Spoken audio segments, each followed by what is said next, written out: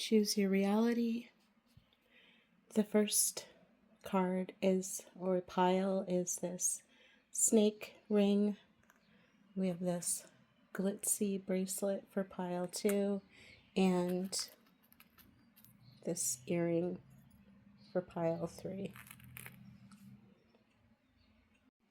All right, pile 1, the snake ring. We got a couple extra cards for you. So we have the 8 of Wands and the Lovers. We have the 6 of Swords, the Knight of Coins,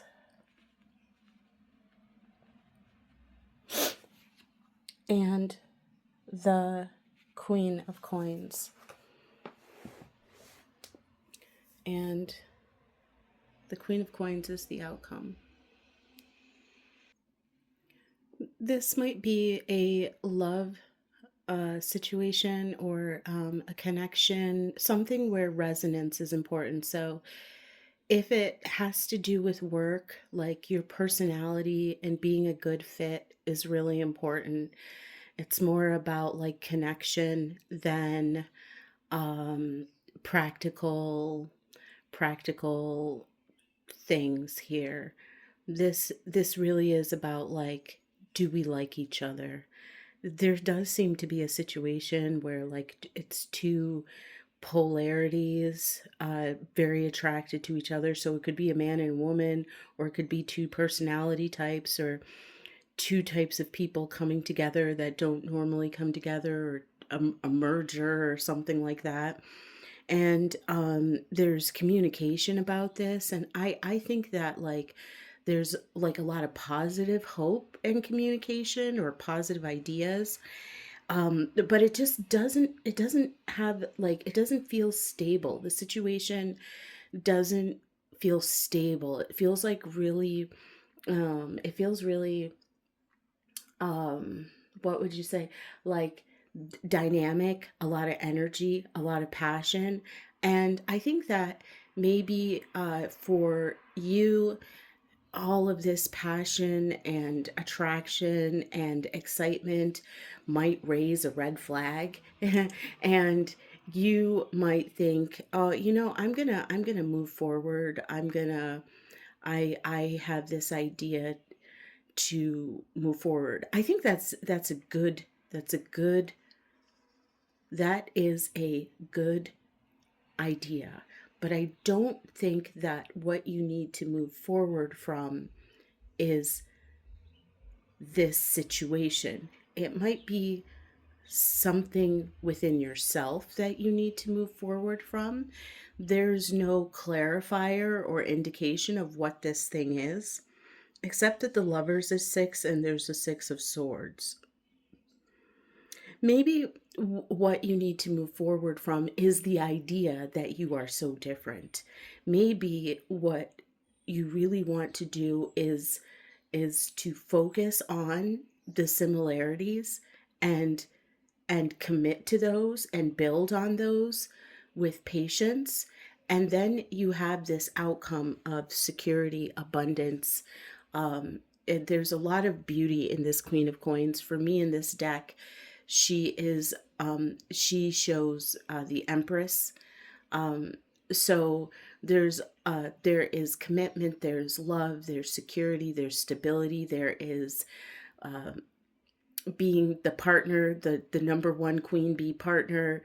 There is abundance. There is being like the boss, the feminine, the mother, the provider. So there's a lot of success, and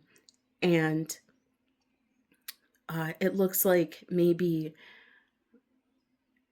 grounding this connection by focusing your attention on the similarities is the secret to success. That's pile 1. Okay, if you chose pile 2 with the sparkly bracelet, we have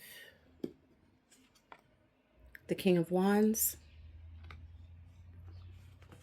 We have the Three of Cups. We have Two of Swords.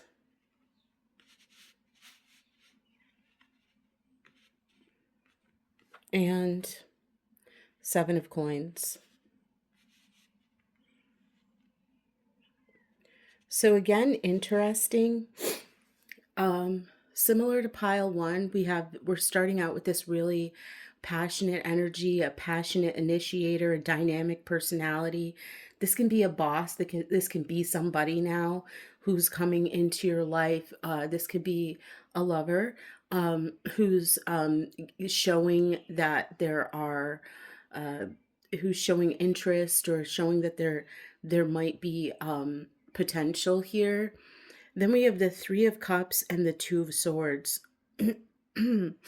What I see is that if you're looking for a serious grounded outcome and you're looking for this situation, this energy to take you seriously, you're going to want to take yourself seriously.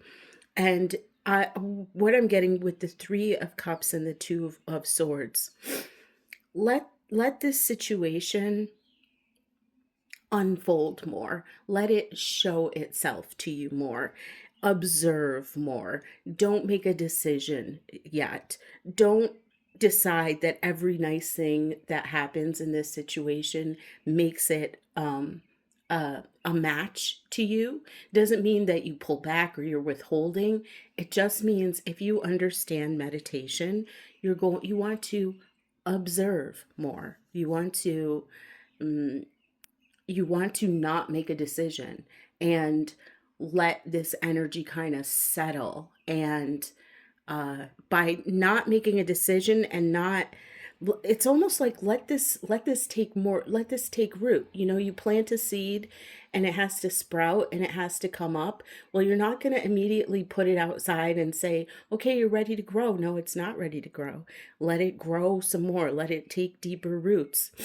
Don't give it like all this happiness and all, like, don't overwater it. Don't don't go too far with the energy, with your ability to love, with your ability to make this person feel like family. Observe. And it says this is a good situation. So this is worth your time and investment, but only if you let it unfold and take root. And that's the message. And then the outcome is an investment, a true, serious, solid investment here. That's what we have for pile two. All right, if you chose pile three with the earring here, let's see. First card is the Nine of Swords. Second card, the Knight of Swords.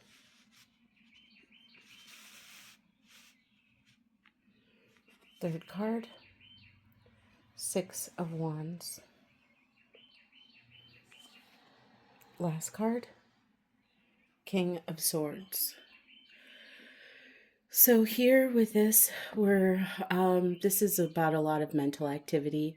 There's a situation where you might be spending a lot of time worrying, and that worry, almost like anxiety, can be pushing you into swift action, saying things. I'm even getting like smoking. I'm getting a lot of air with this, smoke and mirrors. And this is just seems like an attitude switch. Um, so this might be like Sun in Gemini, but I want to think it's kind of like Jupiter in Gemini, and then you got Jupiter in Leo. This is definitely Jupiter in Leo.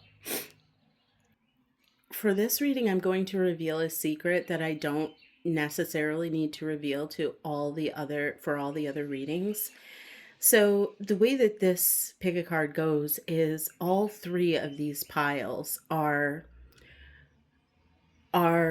possibilities that the querent is manifesting. So the querent is manifesting all three of these piles at the same time. Okay. So this pile here is the situation that you're kind of manifesting more. It's the road you're going down more. You probably spend more time in this energy of Nine of Swords than in the other piles. If you want to look at the other piles though, they can help you get to this Six of Wands energy. What I'm going to say though is it looks like no matter what, even though you might be spending some time in worry, and I think you're aware of yourself. You're aware that like you're using your mind incorrectly, and that you don't want to. I get this sense with the Knight of Swords. You don't want to look at the reality in front of you and react to that. You want to give reality a chance to like conform or to adjust to your intentions and your choice or your manifestation. So I get the sense that you are waiting, you are being patient, and you might know that you need to meditate or you need to be in stillness. Um, and also with the Six of Swords, I also get the sense that if you will sit maybe in meditation, then you will be carried into victory. You don't really need to do anything except for exercise patience, observe these negative thought currents, don't choose them. I feel like, there's these negative thought currents and you're aware of them and you're not choosing them. You're not choosing to be in the Knight of Swords and react and act swiftly, and you're choosing to sit with yourself. And in this Six of Wands is actually looking like a card of meditation. You're choosing to sit on the white horse and let it carry you into victory, clarity. This King of Swords, he wields the sword of truth most efficiently. Now, I pulled all of these cards, and at the bottom of the deck was the Ace of Swords. So it's interesting. There's a big connection between this pile and this whole deck, right? I don't know. I didn't say this to everybody else. I don't, but sometimes readers say, "Oh, watch the whole reading." And you think, "Oh, well, do you just want more time?" I don't really think that, but there's the potential that somebody could think like, "Oh, do you just want more view time?" But for this particular pile, I think so. Um, let's see. We've got the Ace of Swords, the 2, the 5 of Cups. Let me just 9 of Coins, 3 of Swords, 5 of Wands. This is a long story. So the Magician is manifesting. There's outside competition, but really, is it outside competition? Maybe it's like just like self-doubt and